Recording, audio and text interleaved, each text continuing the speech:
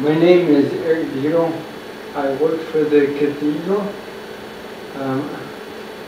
I just cut my hair and shaved this week. I have a horrible thing of actually caring what I look like.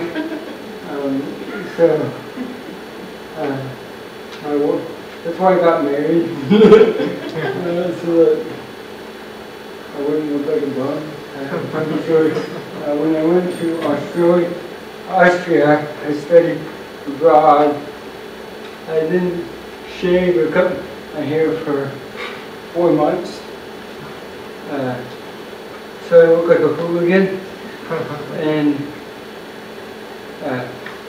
when I came back, I was extremely tired from the flight. And so my mom had picked something up at Walmart.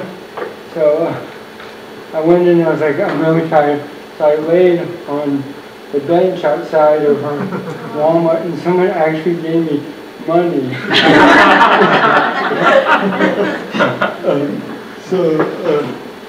Due to my own sinfulness, my wife helped me out, which is a good tie-in to kind of what we're talking about with the theology of the body and marriage. Today, we're going to talk about sin's effect on marriage. So this is kind of the downing one. I'm going to make the preface, though, that next week will be God's redeeming plan for marriage. So I'm going to be speaking very negative, but there is hope. And I'm not going to spend much time on the hope, because I'm going to let Jason talk about that. So a lot of this will be kind of the negative side of it, of what sin does to marriage, or sin's effect on humanity. Again, a little bit about myself. I work at the Cathedral. I taught at Gorman for a couple of years. I've worked at a parish and a middle school and elementary school in San Antonio. My wife and I moved, and we loved Tyler so much that we decided to come back. So I'm back to Tyler. Like I said, I'm married. I have 2 little girls. One's 3.5 and the other one's 2. Yeah, so that's a little bit about me and what I do. So, great. All right, so while I present, if you have any questions, please raise your hand and we can talk. We'll try to take a break also, because I know it's kind of old listening to one person for an hour and a half. So, yeah. So let's begin in the prayer. In the name of the Father, and the Son, and the Holy Spirit. Heavenly Father, thank you for allowing us to gather tonight. May we see that what you made is good and grateful, and that you have a plan for all things. But when we turn from God's plan and sin, it has great effects. May we work with your grace to overcome sin in our life, to become the image of your Son and join in the saints. We ask this through Christ our Lord. Amen. All right, I just remember, like Jason did last time, I am a horrible Catholic and I forgot my Bible. I have my catechism, I have the Theology of the Body, all the writings, I have the 2 books I wanted to recommend, and I forgot my Bible. So I have a lot of quotes on it, so I think they make it all work. So, yeah. All right, so the Pope starts this section of the Theology of the Body with, like the last time we started on Jesus' statement of, in the beginning it was not so, from Matthew 19, he was reflecting on marriage, and they asked about adultery. Well, this section, when he talks about sin's effect on marriage, he starts with, from the Sermon on the Mountain, the statement that even if you lust after a woman, you commit adultery in your heart. And so he starts with this reflection to begin with what does that mean to desire, to lust after someone. And he speaks of it's a desire in someone's heart that is going to corrupt. And the problem is, if you heard last time's talk, everything was very hopeful, like they were naked without shame, all these great things. Like in the beginning, they saw that their body and their souls were intimately united and were made for a perfect gift, and everything's fun and roses. And now you have you see Christ referring to if you lust after someone. So what happened? And so Jesus brings us out to pull up two key things they want to emphasize. One, that morality deals with external acts and also internal desires. That's a twofold thing. So when we speak of morality, we're speaking of not just the actions of adultery, but also lust, a desire, or even anger. So it's not just about external things, but things that are done in our very heart. So it's really key here is because in the Sermon on the Mount, when you read it, you see that Christ is concerned for our heart. He wants our whole being. He doesn't just want to show, but he wants to transform our inner self. The second thing is that, speaking of, when I was talking to, when we first went over the original plan, you see, again, things were roses, and now you see this lust. So what has caused it? What has caused this harmony in man? And he states it's sin. So sin is what's caused it. And many times we struggle with this. So I want to review kind of what Jason went over. That when God creates us, his very creation is a gift, and he allows us to participate in that gift. So he creates us in his image. So we image God, we have a soul, an intellect, and a will. We image God because we can give a gift of ourselves to another, and that person can give a gift of himself back to us. So we image the Trinity. So we're created for a community and unity just like God, with the unity of persons. And we also can express this through our body. So it's not just a spiritual thing, but it's a physical expression. So all of this is out of love.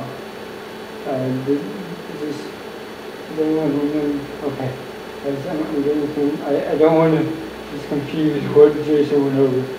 It's just a short kind of review. So again, everything is in perfect harmony. So Jason kind of broke down the 4 areas. Our relationship with God. So we had harmony, the original harmony consisted in our relationship with God. So Adam and Eve had sanctifying grace in their soul.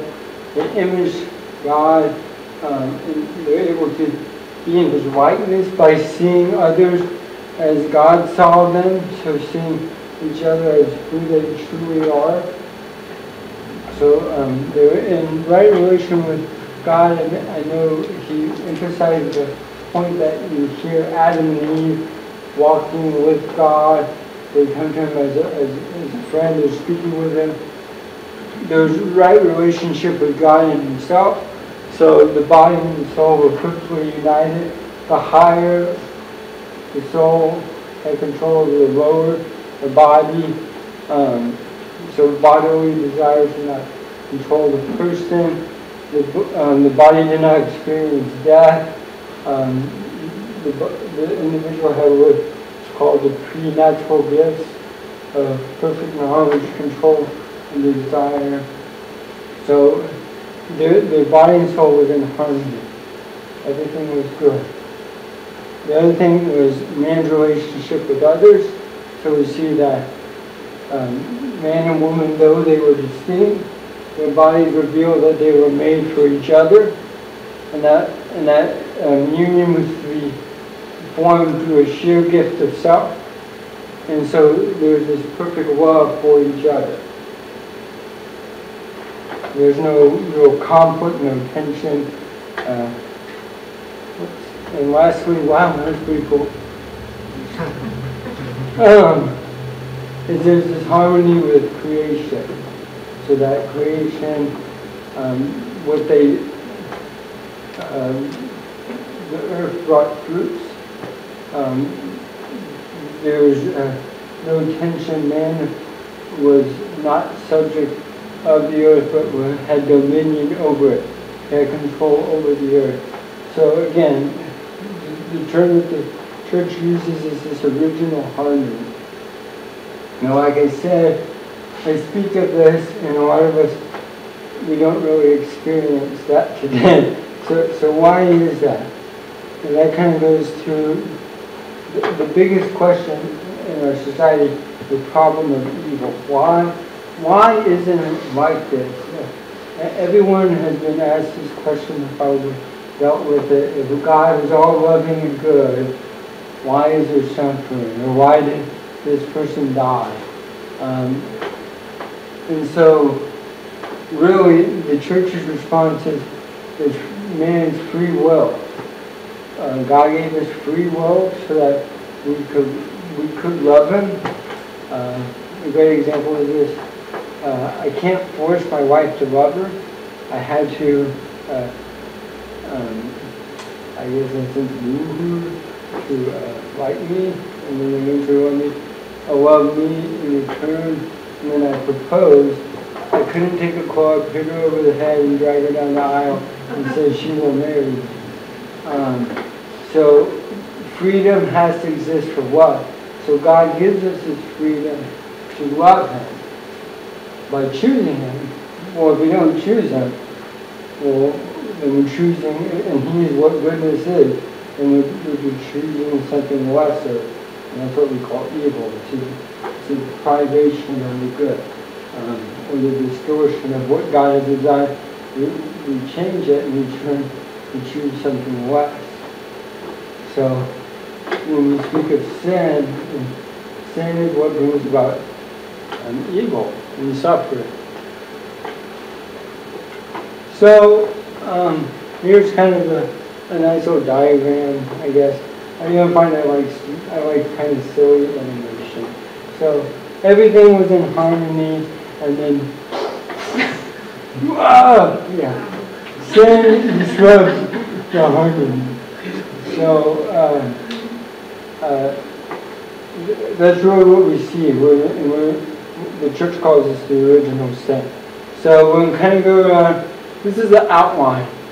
We're going to go over the temptation, the actual fall, what original sin is, and then its effects and how it affects those four relationships: man with himself, man with God, man with creation, and man with others. And then I'm constantly trying to tie that with marriage and relations between man and woman. Okay? And I'm going to use this picture because I really like it, to be honest. Because it has so much in it. I'm going to kind of be breaking down each section because there's a lot of symbolism in this picture. So first, let's start with the temptation. So if I was a good Catholic and I would have brought my Bible, I could have read this. But due to my sin's effect on me and my inability to remember, we're going to have to go just by simple storytelling. So, what happened? So, the tempter brings three, in a sense, lies to Eve. Now, the interesting thing, just I know Jason mentioned it was Adam's job to guard the garden, and obviously he didn't do that job. Well, also, if you get in the Hebrew, the word "you" is in plural, so the serpent is not just talking to Eve. There's only two people there, so Adam's probably right beside her, just like the picture has. So the first lie that the devil says is, "You will not die," because he asked her to eat the forbidden fruit, and she says, "No, if I eat it or touch it, it wasn't part of the main law, it's just eat it, I will die." And the serpent says, "No, you will not die." So the first lie is your choices don't have any consequences. God's lying to you, and we can hear that so often today. No, your choices don't have consequences, and you're not liable to that. The next one, well, you'll be like God. So he's making her doubt the gift that God gave her. God made them in their image and likeness. He allowed Adam and Eve to not just image God, but to see each other in the very likeness that God sees them, to participate in that view, and to give themselves as a gift. And what John Paul speaks of in the Theology of the Body is that he's saying God's holding something back from you. And he begins to doubt the gift, bring doubt that God really gave that God's not really here to give what's best for you, which we constantly hear in our modern culture, that what the church wants isn't really what's best for you, or it's not really what's the greatest thing for you. So there's something better. We always hear that also. The next one is if you get this, you will know good and evil. And different people kind of take this a different way. I've heard multiple translations that they'll experience knowledge of good and evil. I've heard that someone trying to take the word "know" and use it as making some other cross references of how it's used in Old Testament to reference it, that you're able to, in a sense, create good and evil. I don't know too much about that, but there's always a sense that you will now have this power that you don't have. And so the sad thing, like again, I put the modern culture there as modern culture because we experience this every day in modern culture. Our culture tells us, hey, no, there's really no consequences in that action, or it won't really hurt you. The church is really trying its rules aren't what's best for you. This is what's best for you, and the seek for pride. So that you'll get something else that God's holding back. And so, in a sense, it's a temptation of trusting in God. So we see this thing. First, Eve doubts. She acts on Satan's lie that God is holding back interiorly. In the next verse it says, she found the fruit delightful. So obviously she had been pondering this. She saw it delightful, and then began to desire it, and then takes it. So you see this very different than any of the creation accounts. Everything God gives, God creates and gives. Now this is something she's taking. So it's something she desires and takes, not something that she receives anymore. So it's a whole changing of her relationship with God. So I want to read the church's statement on the fall.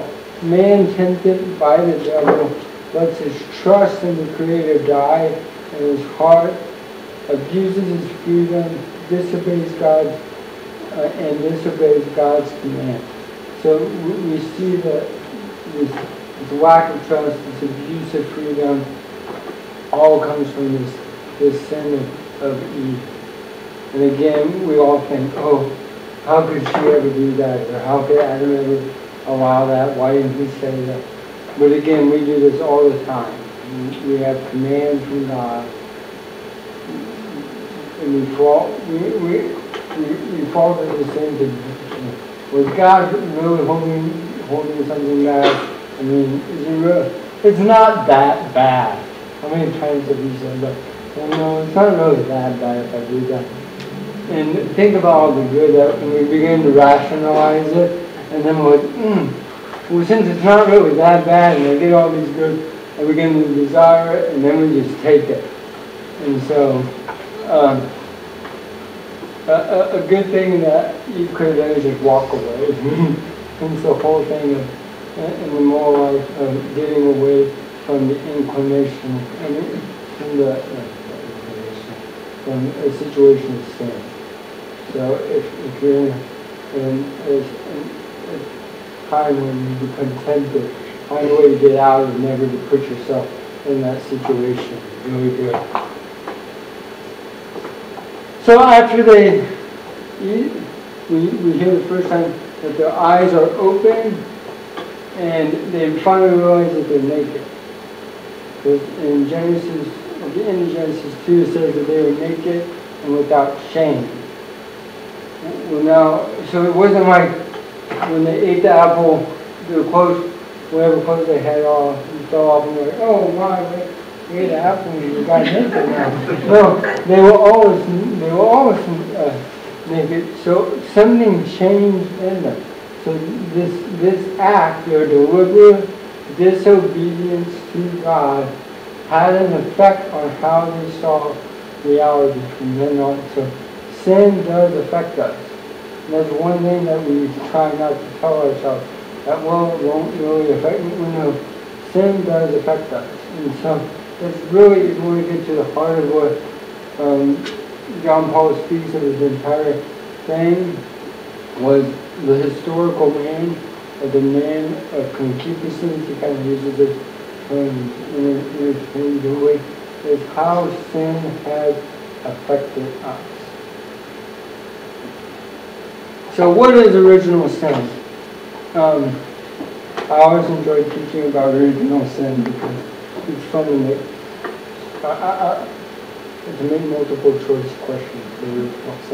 But so original sin was a sin personally committed by Adam and Eve that does affect human nature, and they pass down this human nature to us. So it's not a sin that we commit. So it's not our first sin, like, oh, I remember when I was 7 years old and I got to use the reason and I really wanted that pen and I hit my brother and I took it from him. No, that is not original sin. Original sin is a state that we are born into. So the sin of Adam and Eve affected all of creation,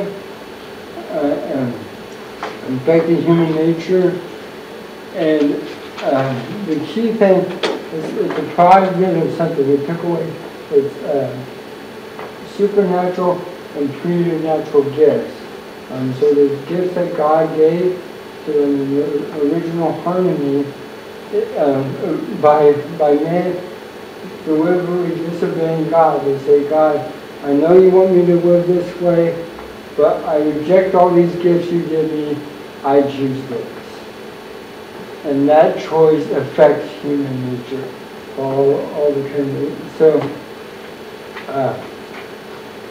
to continue, the Catechism kind of better explains this than me, because it's a lot smaller than me, a lot more intelligent people than me.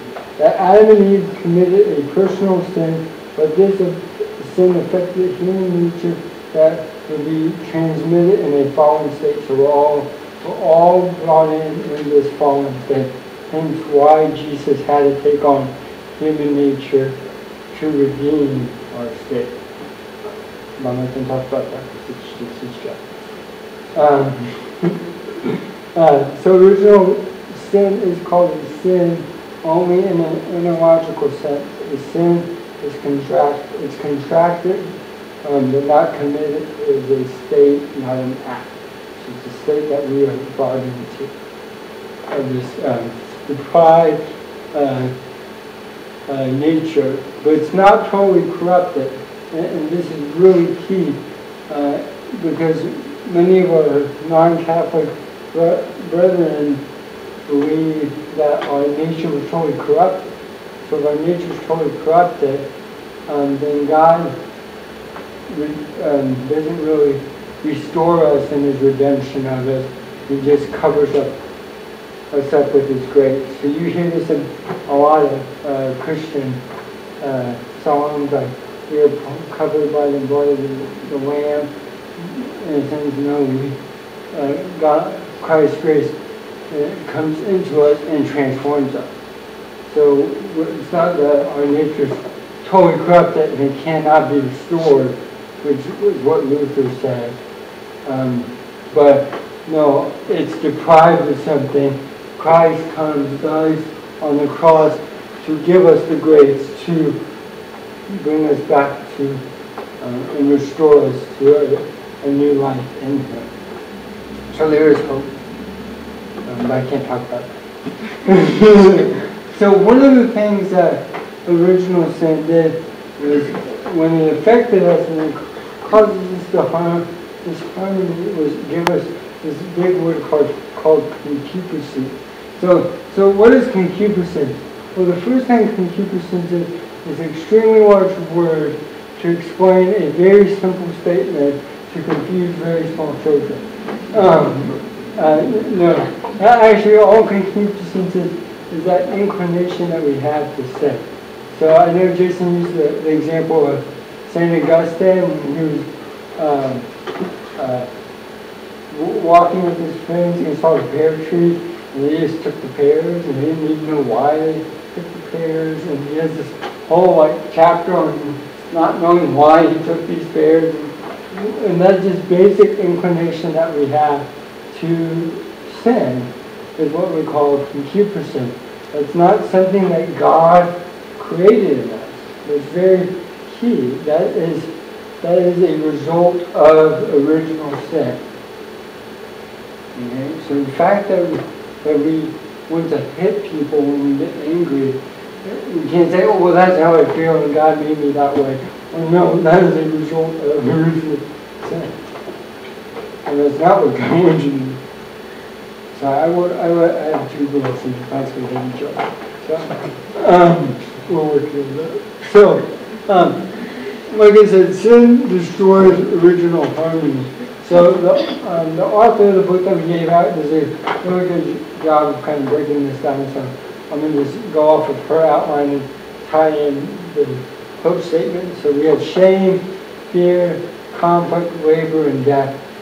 And basically these four categories of death at the end are explaining that breaking of the harmony that we have with God, with ourselves, with others, and with creation, and that ultimately ends in death.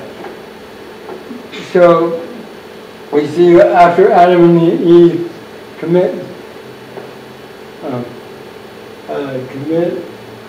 the sin, the angel casts them out, and so we see the rejection of God is chaos. In that. So, yes. The first statement is once they ate the apple, their eyes were open and they realized that they were naked. And so the first thing is shame. So the Pope speaks of shame. What is shame? Like I said, when they realized that they were naked, it wasn't that their clothes fell off. It was because something happened in them. So he really reflects on this meaning of shame. So I want to kind of explain more specifically what man was like before the fall in himself and how that has affected after the fall. And so first, like I said, the body and the soul are in constant harmony. So what does that mean? It means grace was in the soul. The soul had control over the body. So they experienced with great knowledge. They knew what to do. The next one is they had control over their desires or their passions. Like I said, their soul controlled their bodies. They were free from sickness and death. Well, when we choose to go against God, things affect us, and it happens between this harmony between our body and our soul. When sin happens, this harmony switches, and we get into the tendency where the bodily desires begin to control us, our soul. And we no longer become human, but we become very animalistic. We lose our faculty, or we lose the capability to know and choose things, to fully exercise our intellect and our will, because our desires and our passions begin to control it.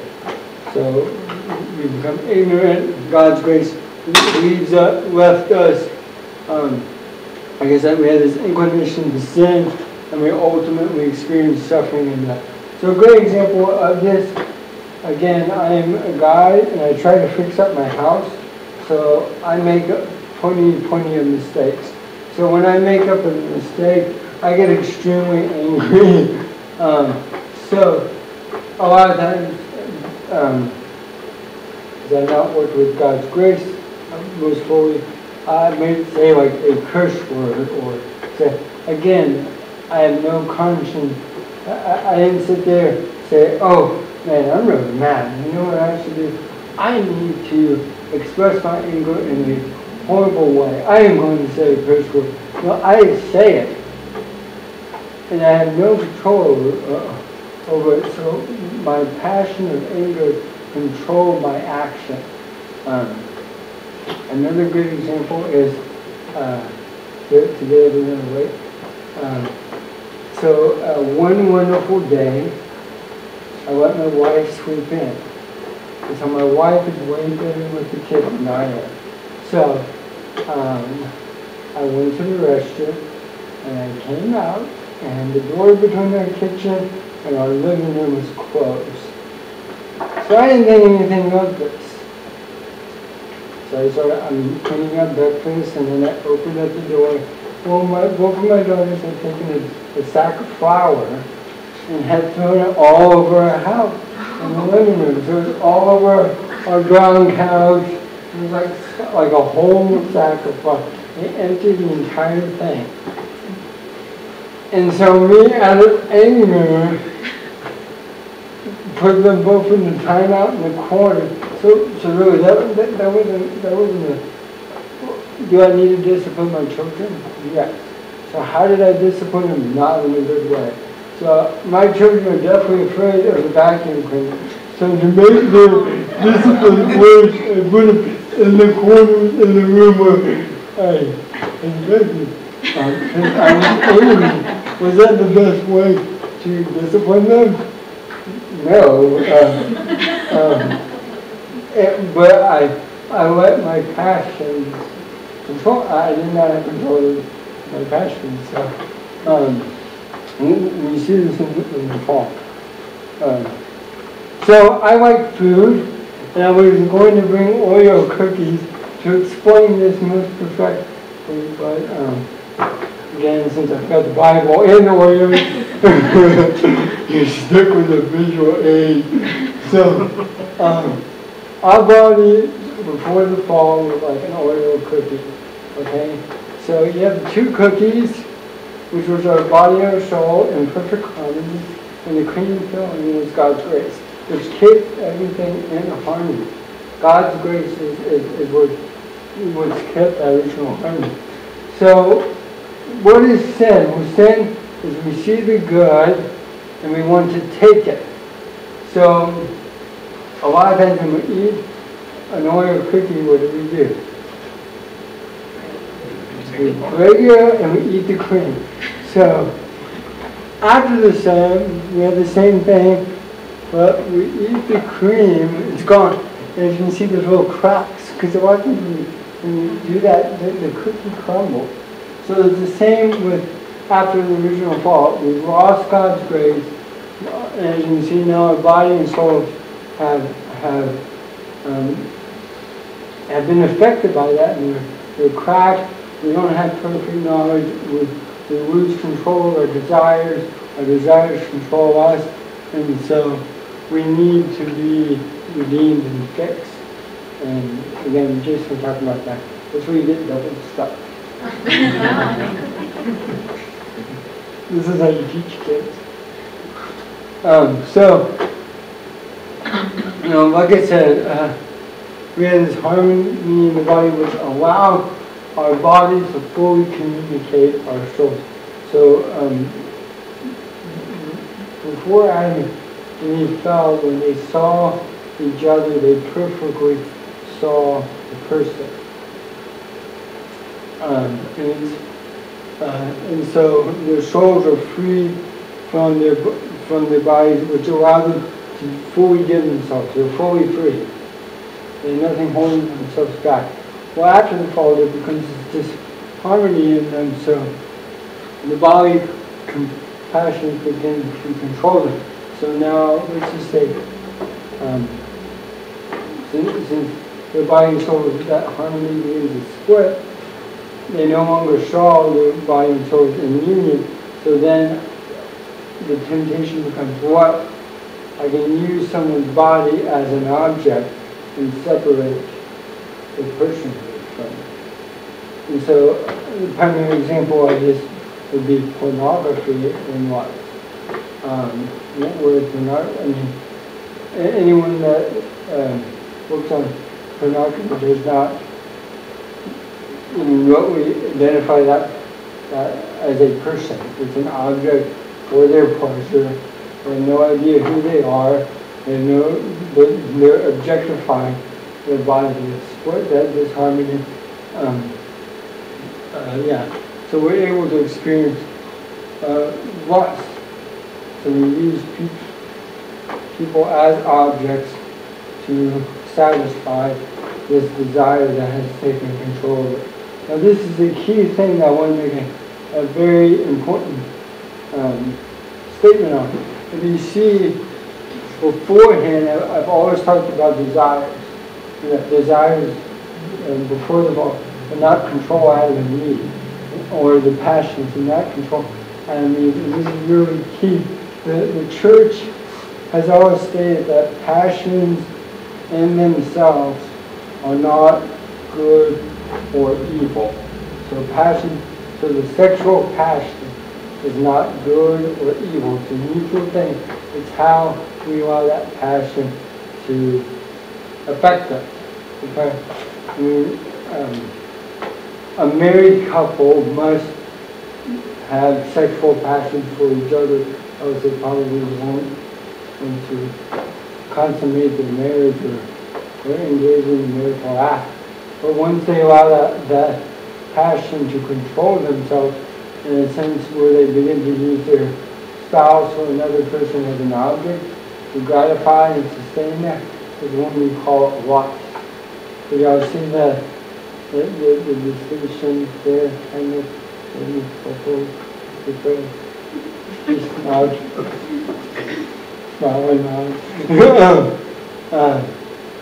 and in reaction to this, we experience shame.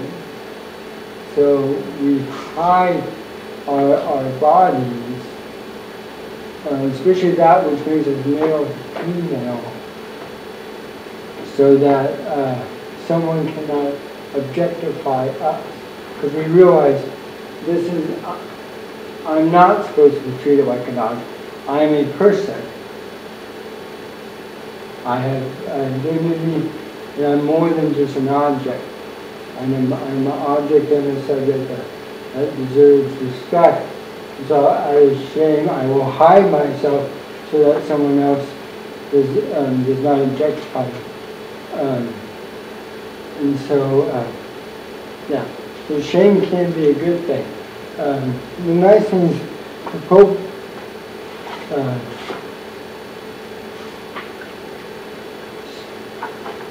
kind of speaks about this effect and how it takes away our freedom. That concupiscence, or that inclination to sin in general, concupiscence in the body in particular, attacks the sincere gift that we've been freely give ourselves. It deprives man who can say of the dignity of its gift is expressed by their body through their femininity and their masculinity. And it's not saying concupiscence that depersonalizes man and makes him an object for another. So it's when they allow that inclination to sin and lust, they depersonalize the individual and treat him no longer as a human but as an object for our own gratification. So, again, I'm just speaking of the sexual side, but you do this in other areas also. Yeah. So, love, you have to be free, is a full gift to self for the betterment of the person. You must be free. The lust, we see as something people are taking from the other. So if we're using our body to use it for our own gratification. So I like the Lord of the Rings. So when you experience or fall into lust, it slowly begins to control you. You move less and less freedom because you're allowing desire to control you more. And so it's kind of like, is it Gollum? So when you first see the ring, perfectly fine, but the more he comes into contact with this ring, which he calls his precious, it begins to overtake him, control him, and ultimately leads him to his death. So you see like this transformation of him, and it's expressed through his body in the movie of it taking over him and controlling him. So it's a great movie, The Lord of the Rings. Yeah. And so, but the key thing is lust is, again, it's the sexual desire being deprived from its original purpose. And so, again, all sin does is deprive what God created and tweaks it to its wrongful purpose. The sexual desire purpose is for the husband and wife to give themselves to each other in a full expression of the gift.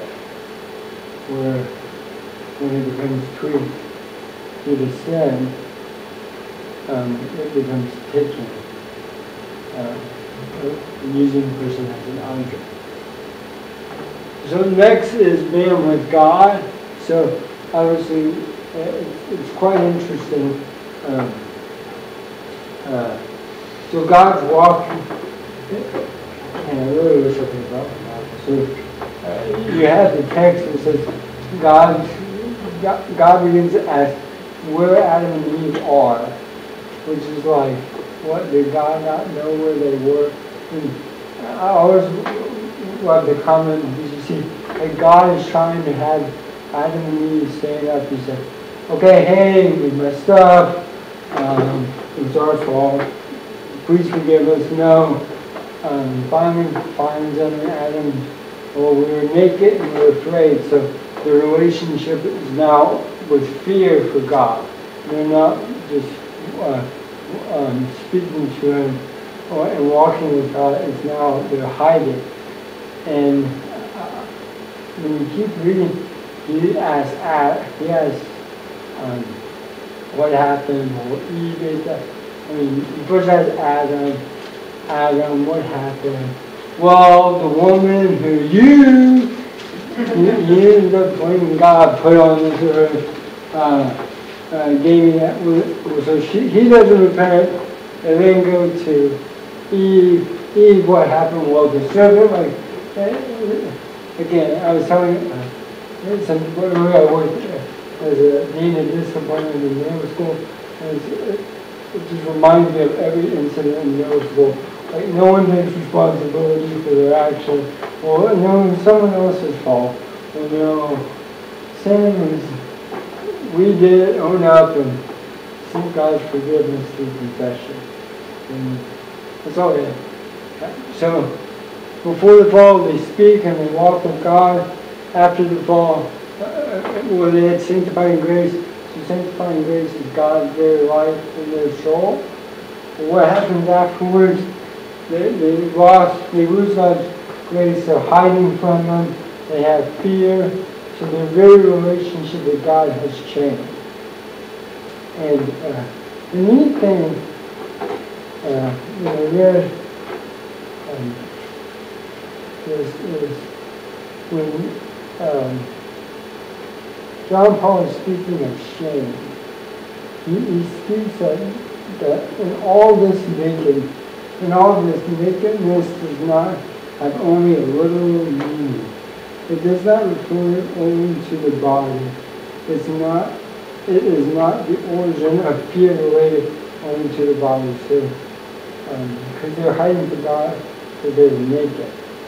Well, I mean, that's kind of, what does that mean? So in reality, what it shows is through nakedness is man deprived of that participation in the gift that He gave us, the whole gift of love, and man alienated from that love that was the original gift.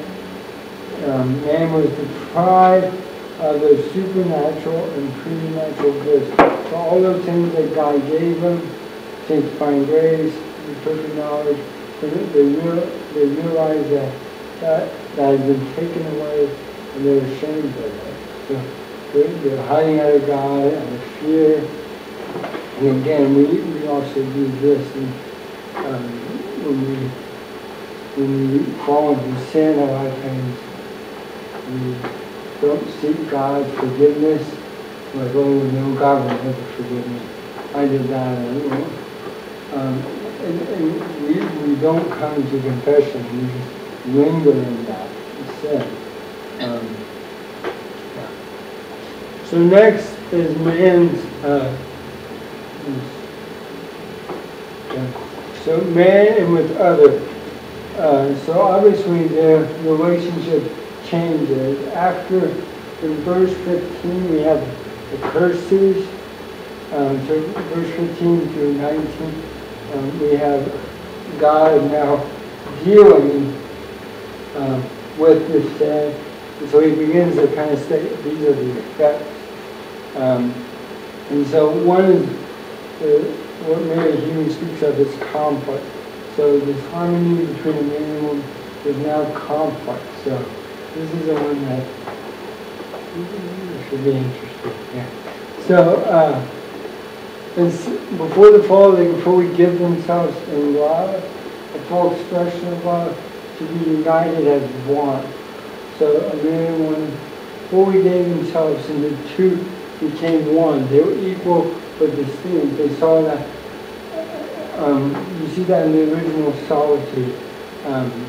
Adam names all the animals, and he's still alone.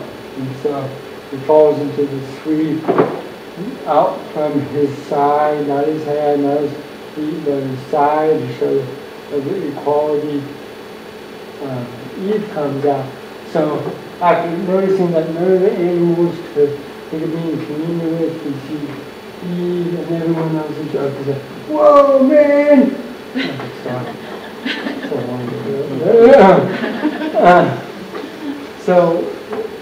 This is woman, which is an interesting thing.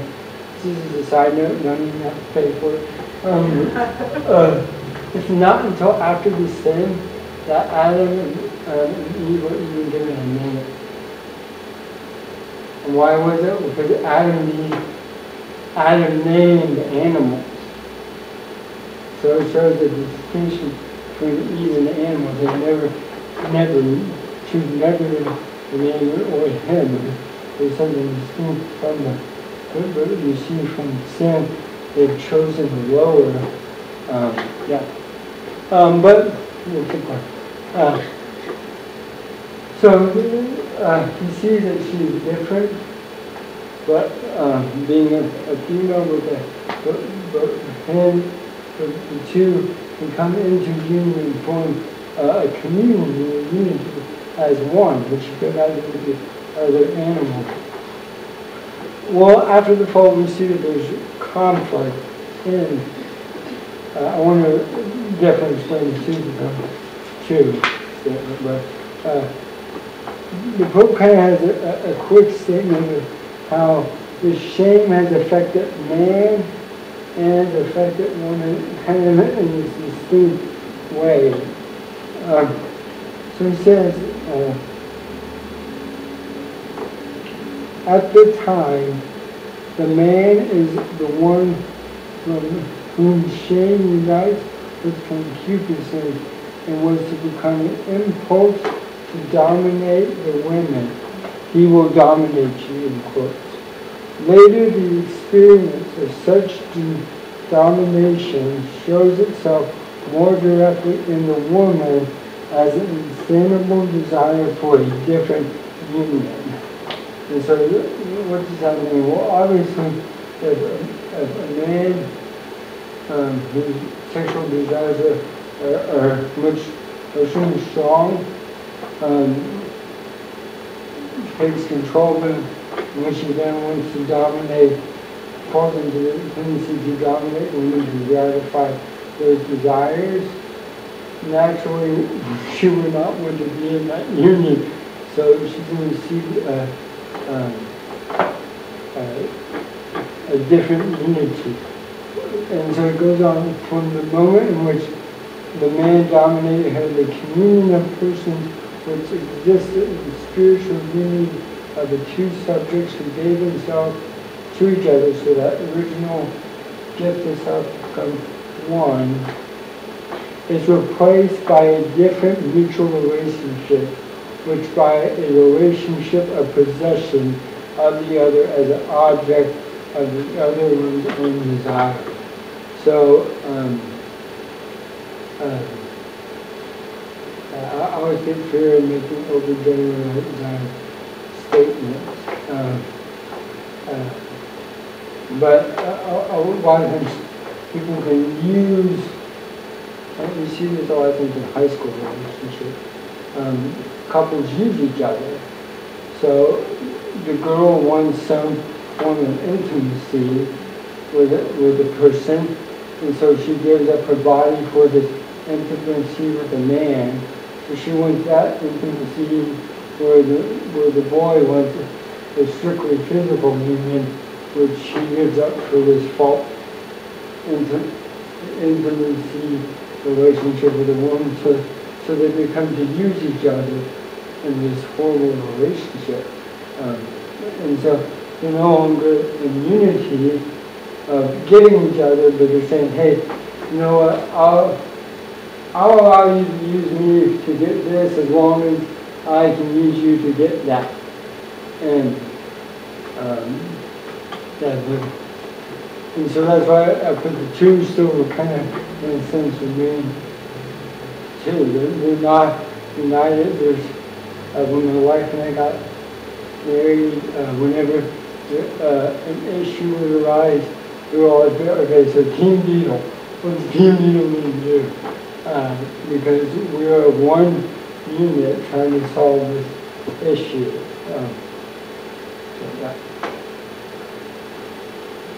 Then also creation. So there's two parts of this. There's the increase of labor pains upon Eve, and also now you must toil to your fruit. So there's excessive labor. So before the earth was subject to man had dominion. Now this is totally changed. My slideshow is really messed up. Awesome. So women have experienced pain and labor to bring in life, and man, not just man, but now for us to actually get fruit from the ground, we actually have to spend time toiling with the ground. Sometimes we'll get fruit, sometimes we won't, and sometimes it's drought. It's not easy anymore. And all this culminates in death. So your dust into dust you shall return. So this harmony, God gives harmony, God gives unity, God gives life. When you choose against that, the ultimate result is death. So death is brought about by sin. So death being the separation of the body and the soul into this unnatural, weird state that no one likes. We are naturally afraid of it. Well, why? Because it's an unnatural state. All Jesus with the multiple kids. We're scared of death, and we're scared of anything that's similar to death. So you have zombies, which are bodies without souls, which is scary, and ghosts, which are souls without bodies, which is scary. So the thought of a body and a soul being separated, which is death, is a frightening thing. Why is it frightening? Because it's unnatural. It wasn't supposed to be this way. So that's why as Catholics and Greek, again, we believe in the resurrection of the body. So that at the end of time, God will reunite our bodies with our soul. Our souls will not just be in heaven, but Christ fully conquered sin.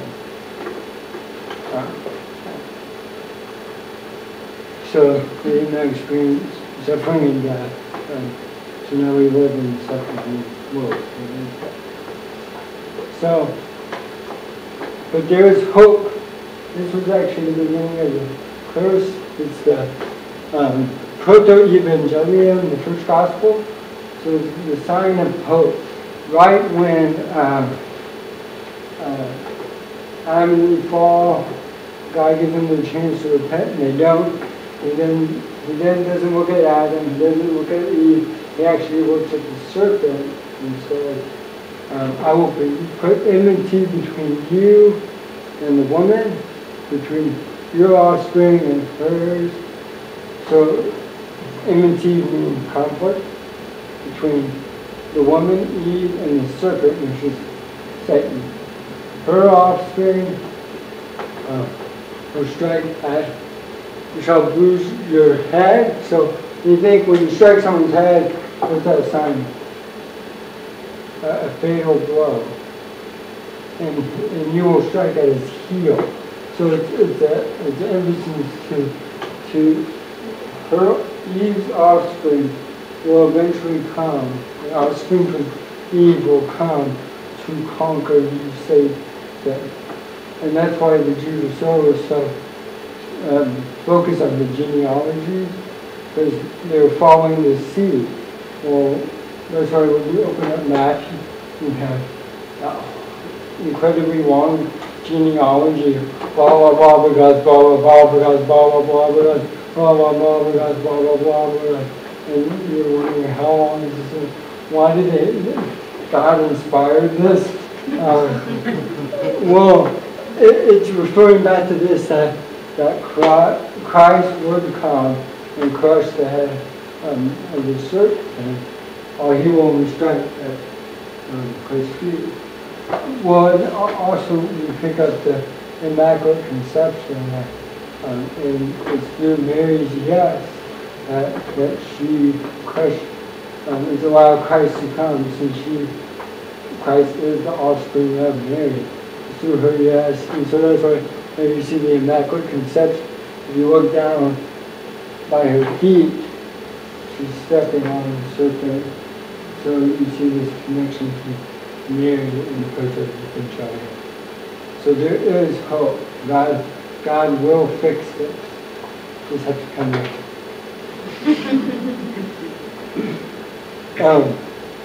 Okay, so we haven't. So here's the game. Someone in the 1960s made a prediction that these 4 things would happen if something happened, if this thing was introduced. So you gotta guess what that thing is, what was the cause, and who predicted it. So the first one that whatever the cause is would increase infidelity and lower moral standards. That it would cause men to lose respect for women. That it would be used by the public authorities to govern and be attached to assistants. And it would cause man to express unlimited dominion over his body. Does anyone know? Okay. Birth control, yes, and you know, Paul the Sixth, that is correct. You get a imaginary Oreo. So what I want to do is I want to actually kind of see. This is going to be kind of more of a statistical thing to really give it a hypothetical situation of, does sin, an action that the church says is wrong, really affect marriage, family, and society? Did these things really happen? So I'm not going to kind of explain the church's teaching on this. We have another presentation. I just want to kind of briefly give simple statistical statements and then kind of end where our culture is and really why we need God's grace, why we need redemption. Yeah. So the first one is contraception's effect on marriage. So these are 4 graphs I pulled out, and the timetable is kind of to give a statement of the increase, use and popularity of contraception being used. So like I said, the church states that any artificial form to prevent conception is wrong. If you want to know why afterwards, I'd be love to tell you. But again, this is just kind of more of a statistical show.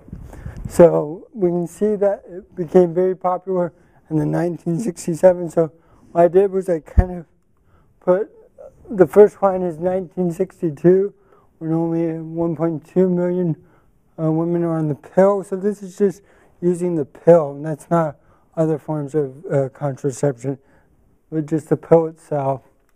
1962, so you can see the infertility rate is going down. When it becomes 12 million, the infertility rate greatly dropped. You can see that there's issues going on and the marriage rate is slowly declining. But the one thing that I found so fascinating when looking at this is even though you see the fertility rate decreasing, you see the fertility rate of unmarried women increasing, which is really an important thing to remember from a societal standpoint. The one thing that we can attach crime to is fatherless children, is one of the closest connecting causes of crime. So women who are not married and are having children is not a very good societal thing. Then you see this little bump, like fertility rate kind of goes up, the fertility rate of unmarried women goes down. And when I saw that, I was like, what caused that? And then when I did some research in the 1970s, when the birth control pill first came out, the amount of steroids or artificial hormones that they were putting in there were so much that they were causing there's an increased chance of blood clots, even more than there are now. And so a lot of women were dying, or having, their bodies were reacting as though they were pregnant, because that's what it does. It makes a woman think that she's pregnant, and that's why she doesn't ovulate. There was these huge health issues, so it went to the Supreme Court. I mean, it went to the Senate, and they had a hearing, and so they lowered the amount of artificial hormones that they could put in it to make it safer. So that change in all the trends except the divorce rate you see is due to that time period. People became very cautious of it. And finally, you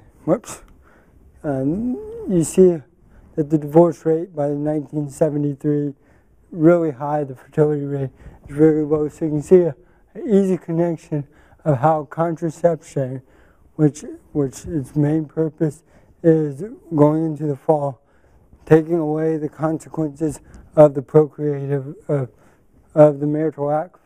One of them can be procreation. Taking that away and disconnecting that, and the result is there is this conflict that is caused in marital relations, and you see that increase in the divorce laws. Now, granted, I will be as honest as possible. In 1971, there was the no forced divorce law was passed, where no fault, where where you didn't have both sides to basically commit. And it made divorce very easy, so that also helped increase. But I would kind of say that contraception also had an impact in influencing that. So you do see contraception does have an effect on marriage. The church proposes a method called NFP, Natural Family Practice. It is not the rhythm method. It is much more science. Again, I don't want to get too much into it, but scientifically it's very effective. And couples that practice it have about a 2% divorce rate. So contraception, hold up. Other thing on contraception, like I said, the health issues. There are health issues still. When I was in high school, not high school, freshman in college, I came back my freshman year to my hometown. I used to play tennis in high school. One of my tennis friends, that was a girl, healthy as can be, was running Main Street and died of a blood clot, and the only thing that they could connect it to was that she was on the pill due to it still does have a cause with blood clots. It's less likely like it is in the 70s, but there still is a chance. It's not the 100% safe. Connection of abortion. This is 1972, before Roe versus Wade. So you see abortions increasing even before Roe versus Wade has ever passed. So it does have an effect on abortion itself. This is 1973 when Roe versus Wade was passed, which legalized abortion. So we see first it does affect the relationship between a man and a woman, and the chances of infertility.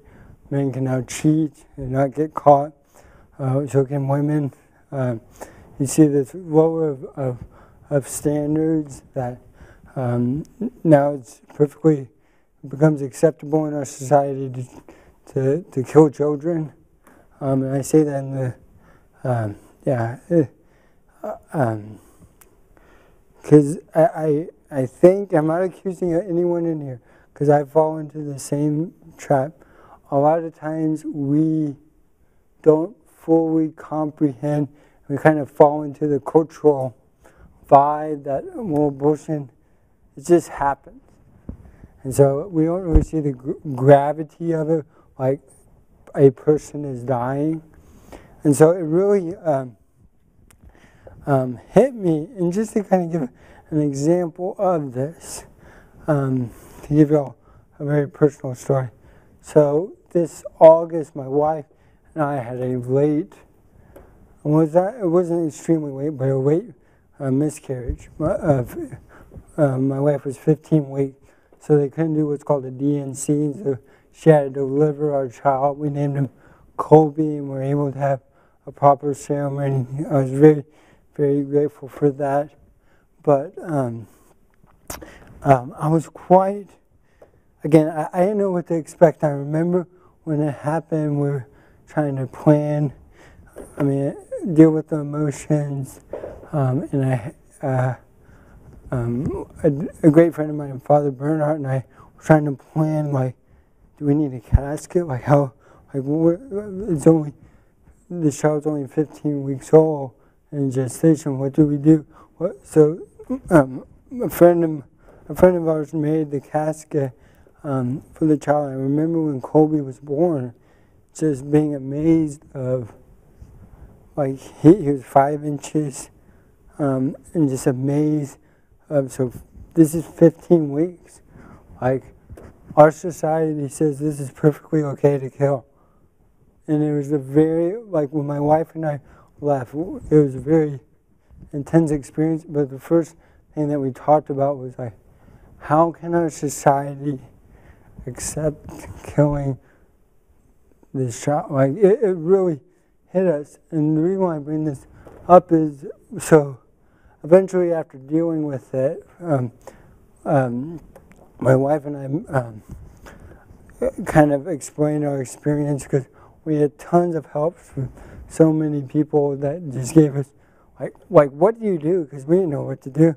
And so we wanted to kind of write about it. So we wrote about it on our blog, on my wife's blog, and it was an interesting, of all the reaction we got, because the fact that our society does not really promote or allow people to mourn miscarriages.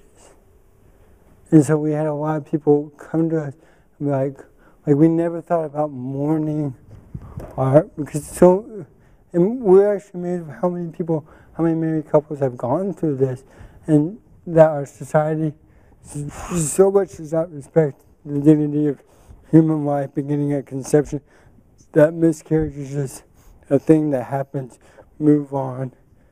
There's no sense of mourning ever attached to it. So the other thing I want to bring up, because it's not really covered in the news right now, is Kermit Gosnell. He's an abortion doctor who killed 7 children. He gave birth to them and then killed them, and then the mother also died, so he's on trial. Our media is not really getting that much coverage, but even then, the reason why I kind of went back and forth on going over this is again, we get disgusted at the idea that they were born.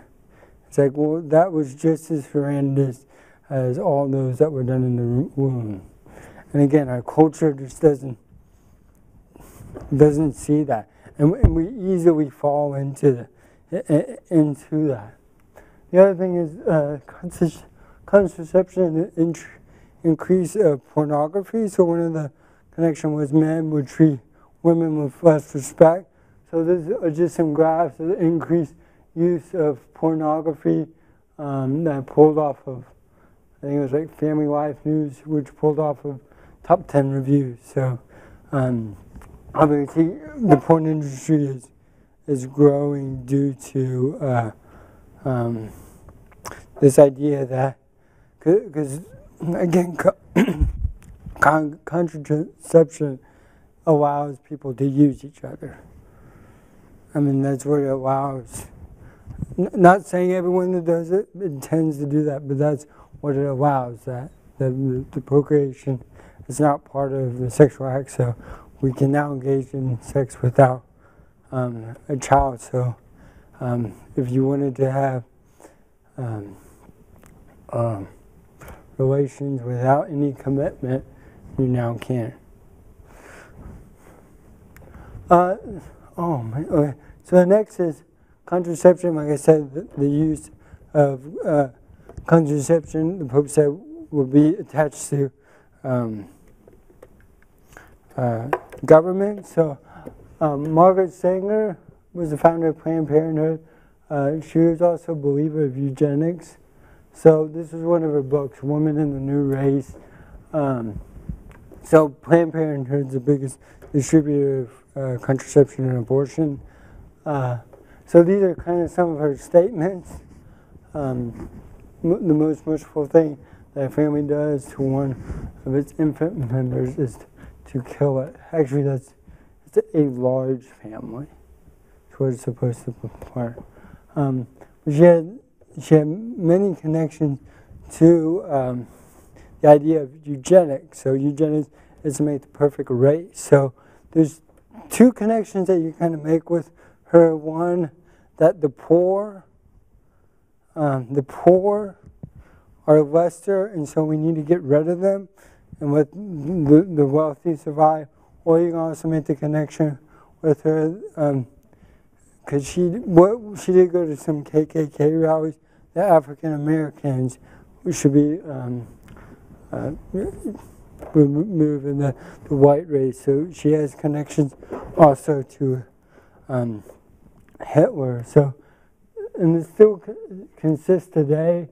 Statistically, Planned Parenthood is most of their clinics are in 60% of their clinics are in African American communities, and 30% of abortions done, 34% of abortions done are done to African American women, where the African American community only makes up 12% of the population. So a lot of these things were first meant to target from the beginning, and it's still continued.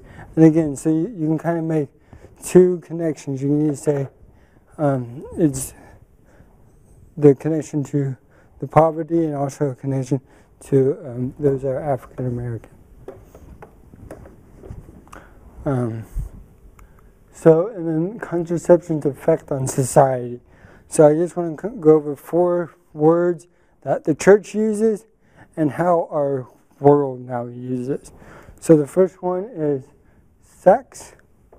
Sex in the church's eyes is the marital act for procreation and spousal union. Well, now sex is really any activity that brings about sexual pleasure. Thanks to kind of Bill Clinton, the definition of sex has been broadened, and now any act that brings about pleasure in our society is referred to that. So even homosexual, which was always called sodomy, is now referred to as sex. Where we would say, well, no, technically that's not, like procreation is impossible, so therefore that's not the actual sexual act. But that has been changed. Church, marriage. So marriage is a lifelong covenant between a consenting male and female for the good of the spouse and the procreation and education of the children. That's definitely been redefined. Marriage is part-time. It's not totally full. Like, you can kind of, if it doesn't work out, we can just separate and try it again. Between 2 consenting adults.